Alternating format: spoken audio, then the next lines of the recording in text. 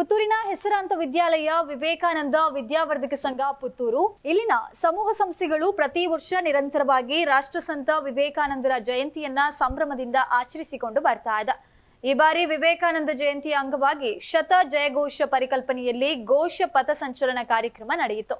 ವಿವೇಕಾನಂದ ವಿದ್ಯಾಸಂಸ್ಥೆಯಡಿಯಲ್ಲಿ ಕಾರ್ಯನಿರ್ವಹಿಸ್ತಾ ಇರುವ ಎಲ್ಲಾ ವಿದ್ಯಾಸಂಸ್ಥೆಗಳ ಸುಮಾರು 1500 ವಿದ್ಯಾರ್ಥಿಗಳು ಈ ವಿಶೇಷ ಕಾರ್ಯಕ್ರಮದಲ್ಲಿ ಭಾಗಿಯಾದರು. ಘೋಷ ಸಂಚಲನದಲ್ಲಿ ಭಾಗವಹಿಸಿದಂತಹ ವಿದ್ಯಾರ್ಥಿಗಳು ಅನಕ, ಶನವ, ಶಂಕ, ವಂಶಿ, ತ್ರಿಭುಜ ಮತ್ತು ಜಲಾರಿ, ಕೊಳಲು ಮೊದಲಾದ ವಾದ್ಯ ಪರಿಕರಗಳ ಜೊತೆ ಸಂಚಲನದಲ್ಲಿ ಭಾಗವಹಿಸಿರುವಂತದ್ದು ಅತ್ಯಂತ ವಿಶೇಷ ಸಂಗತಿ. ಈ ಸಂದರ್ಭದಲ್ಲಿ ವಿವೇಕಾನಂದ ವಿದ್ಯಾವರ್ಧಕ ಸಂಘದ ಅಧ್ಯಕ್ಷ ಡಾಕ್ಟರ್ ಪ್ರಭಾಕರ್ ಭಟ್ ಕಲ್ಲಡ್ಕ, ಕಾರ್ಯದರ್ಶಿ ಡಾಕ್ಟರ್ ಕೆಎಂ ಕೃಷ್ಣ ಭಟ್, ಮಾಜಿ ಶಾಸಕ ಸಂಜೀವ ಮಠಂದೂರು, ಕೊಂಬೆಟ್ಟು ಅಟಲ್ ಉದ್ಯಾನವನ ಮತ್ತೆ ಯು ಪೂವಪ್ಪ ಪುತ್ತೂರಿನ ಎಲ್ಮುಡಿಯಲ್ಲಿ ಭಾರತ ಮಾತೆಯ ಭಾವಚಿತ್ರಕ್ಕೆ ಪುಷ್ಪಾರ್ಚನೆ ಮಾಡಿ ದೀಪ ಬೆಳಗಿಸಿ ಸಂಚಲನಕ್ಕೆ ಚಾಲನೆಯನ್ನ ನೀಡಿದ್ರು. ಆದರೆ ಮಹಾರಾಣಾ ಪ್ರತಾಪ 21 ವರ್ಷಗಳ ಕಾಲ ಕಾಡಿನಲ್ಲಿ ವನವಾಸವನ್ನು ಮಾಡಿ ಬೆಟ್ಟ ಗುಡ್ಡಗಳಲ್ಲಿ ಕಾಡು ಜನರ ಹಾಗೆ ಜೀವನವನ್ನು ಮಾಡಿ ತನ್ನ ಸ್ವಾಭಿಮಾನವನ್ನು ಉಳಿಸಿಕೊಂಡ ಮೊಘಲರ ಜೊತೆಗಿರುವ ತನ್ನ ಹೋರಾಟವನ್ನು ಜೀವಂತವಾಗಿಟ್ಟ. ಆ ಎಲ್ಲ ಐಷಾರಾಮವನ್ನು ತ್ಯಾಗ ಮಾಡಿ ತನ್ನ ಪರಿವಾರವನ್ನು ಆ ಕಷ್ಟದಲ್ಲಿ ಸಾಕುವಂತಹ ಸ್ಥಿತಿ ಮಹಾರಾಣಾ ಪ್ರತಾಪನಿಗೆ ಯಾಕೆ ಬಂತು ಅಂತ ಕೇಳಿದ್ರೆ, ಅವನ ಒಳಗಿದ್ದಂತ ರಾಷ್ಟ್ರೀಯತೆ ಮತ್ತು ಸ್ವಾಭಿಮಾನ, ಆ ಸ್ವಾಭಿಮಾನದ ಪ್ರತೀಕವಾಗಿ ಇವತ್ತಿಗೂ ಕೂಡ ರಾಷ್ಟ್ರೀಯ ಸ್ವಯಂ ಸೇವಕ ಸಂಘ ಕೆಲಸವನ್ನು ಮಾಡ್ತಾ ಇದೆ.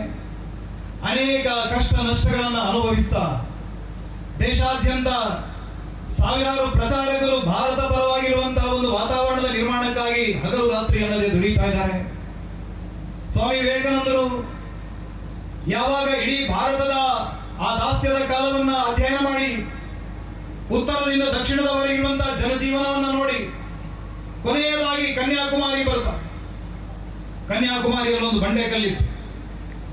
ಅಲ್ಲಿ ಪಾರ್ವತಿ ಒಂಟಿ ಕಾಲಲ್ಲಿ ನಿಂತು ಶಿವನನ್ನ ತಪಸ್ಸು ಮಾಡಿದಂತಹ ಜಾಗ ಅಂತ, ಒಂದು ಕಾಲಿನ ಒಂದು ಪಾದದ ಚಿಹ್ನೆ ಇವತ್ತಿಗೂ ಇದೆ.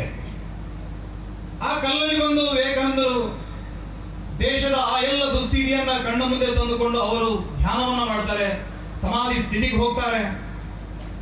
ಹಲವಾರು ಗಂಟೆಗಳ ಕಾಲ ನಿರಂತರವಾದಂತಹ ಧ್ಯಾನವನ್ನ ಮಾಡಿದ ಬಳಿಕ ಅವರು ಹೇಳ್ತಾರೆ, ಭಾರತಕ್ಕೆ ಇವತ್ತಿನವರೆಗಿದ್ದಂತಹ ಕಷ್ಟ, ದುಃಖ, ದರಿದ್ರಗಳೆಲ್ಲ ಇವತ್ತಿಗೆ ಪರಿಹಾರ ಆಗಿಬಿಡುತ್ತೆ. ಈ ದೇಶದ ಅಂತಸತ್ವ ಏನು ಅನ್ನೋದನ್ನು ನಾನು ಅರಿತುಕೊಂಡಿದ್ದೇನೆ. ಇಡೀ ದೇಶಾದ್ಯಂತ ಇದರ ಪ್ರಚಾರವನ್ನು ಮಾಡ್ತೇನೆ. ಜಗತ್ತಿಗೆ ಭಾರತದ ಶಕ್ತಿ ಏನು ಅನ್ನೋದನ್ನು ನಾನು ಪರಿಚಯಿಸ್ತೇನೆ ಅನ್ನುವಂತ ನಿರ್ಣಯವನ್ನು ಕೈಗೊಳ್ಳುತ್ತಾರೆ. ಆದರೆ ಮರೆತೇ ಹೋಗಿದೆ ನಾವು ಯಾರು. ಆ ಮರೆತು ಹೋದಂತ ವಿಷಯವನ್ನು ನೆನಪು ಮಾಡಿದವರು ವಿವೇಕಾನಂದರು. ಹಾಗೆ ಹೇಳಿದರು, ವಿವೇಕಾನಂದರು ಶಿಕಾಗೋಗೆ ಹೋದರು. ಆಮೇಲೆ ಭಾರಿ ದೊಡ್ಡ ಒಂದು ಬದಲಾವಣೆ ಆಯಿತು. ಆ ಬದಲಾವಣೆ ಆದ ಮೇಲೆ ವಿವೇಕಾನಂದರ ತಲೆಗೆ ಕೇಳಿದ್ರೆ ನೀನು ಯಾರು ಅಂತ ಅವರೊಂದು ಕಥೆಯನ್ನು ಹೇಳ್ತಾರೆ. ಆ ಕಥೆ ಏನಪ್ಪ ಅಂತ ಕೇಳಿದ್ರೆ, ಒಂದು ಊರಿನಲ್ಲಿ ಒಬ್ಬ ಕುರುಬ ಇದ್ದ. ಕುರಿಗಳನ್ನು ಮೇಯಿಸ್ತಾ ಹೋಗ್ತಾ ಇದ್ದ. ಒಂದು ದಿವಸ ಅವನು ಮೇಯಿಸ್ತಾ ಹೋಗ್ಬೇಕಾದ್ರೆ ಆ ಕಡೆ ಒಂದು ತೋಡಿ ಇರಬೇಕು, ಒಂದು ಸಣ್ಣ ತೋಡಿ, ನದಿಯನ್ನಾಗಿರ್ಬೇಕಿಲ್ಲ. ಆ ಕಡೆ ಒಂದು ದೊಡ್ಡ ಕಾಡು, ಕಾಡಿನಿಂದ ಒಂದು ಸಿಂಹ ಈ ಕಡೆ ನೋಡಿದ್ರೆ ಕುರಿಗಳು ಖುಷಿ ಆಯ್ತಲ್ಲಿಗೆ. ಅದಕ್ಕೋಸ್ಕರ ಅದು ತಿನ್ನಬೇಕು ಅಂತ ಆ ಕಡೆಯಿಂದ ಈ ಕಡೆ ಹಾರಿತಂತೆ. ಹಾರಿದ್ರೆ ಅದು ಈ ದಡವನ್ನು ಮುಟ್ಟಲಿಲ್ಲ, ಯಾಕಂದ್ರೆ ಅದು ಗರ್ಭಿಣಿ ಸಿಂಹ ಆಗಿತ್ತು. ನೀರಿಗೆ ಬಿದ್ದ ತಕ್ಷಣ ಒಂದು ಮರಿಗೆ ಜನ್ಮ ಕೊಟ್ಟಿತ್ತು. ಆ ಸಿಂಹ ಹೋಯ್ತು. ಹಾಗೆ ಈ ಮರಿ ಮೇಲೆ ಕೂತೇನೆ. ಕುರಿ ಕಾಯುವಂಥವನಿಗೆ ಹಾಗೆ ಬೇಸರ ಆಯಿತು, ಇದು ಉಳಿತದಲ್ಲ ಅಂತ ಹೋಗಿ ಅದನ್ನು ಹಿಡ್ಕೊಂಡು ಬಂದ ಮೇಲೆ ಅವರಿಗೆ ಸಮಸ್ಯೆ ನಿರ್ಮಾಣ ಆಯಿತು. ಇದಕ್ಕೆ ಏನು ತಿನ್ನಲಿಕ್ಕೆ ಕೊಡಬೇಕು?